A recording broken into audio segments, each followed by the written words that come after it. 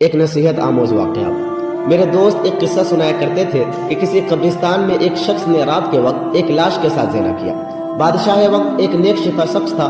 اس کے خواب میں ایک سفید پوش آدمی آیا اور اس سے کہا کہ فلاں مقام پر فلاں شخص اس گناہ کا مرتکب ہوا ہے، اور اسے حکم دیا کہ اس زانی کو فوراً بادشاہ دربار میں لا کر اسے مشیر خاص کے عہدے پر مقرر کیا جائے۔ بادشاہ نے وجہ جاننی چاہی تو فوراً خواب ٹوٹ گیا اور وہ سوچ میں پڑ گیا۔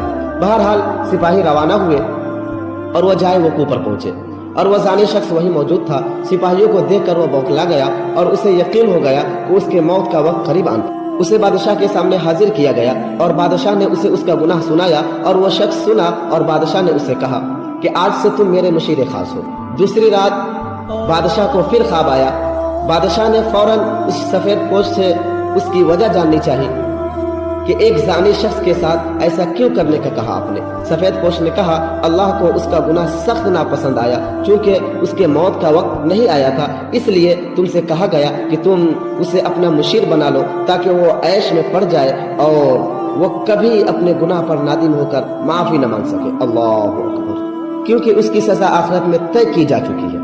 مرتے دم تک وہ عیش و عشرت میں غرق رہے گا، بلکہ وہ خوش بھی رہے گا کہ جس گناہ پر اسے سزا دی جانی چاہیے تھی اس گناہ پر اسے اعلیٰ درجہ بھی مل گیا۔ سوچئے، عیاشی اور بار بار موقع ملنا قدرت کا اسے گمراہی میں ہی ڈالے رکھنا مقصد تھا۔ جب گناہوں پر آسانی ملنے لگے تو سمجھ لینا کہ آخرت خراب ہو گئی اور توبہ کے دروازے بند کر دیے گئے ہیں۔ میں سن کر حیران رہ گیا اور گرہبان میں اور آس پاس نگاہ دوڑائی کہ کیا آج ایسا نہیں ہے؟ بار بار گناہوں کا موقع ملنا اور ہمیں کتنی آسانی سے ملتے ہیں اور کوئی پکڑ بھی نہیں ہوتی۔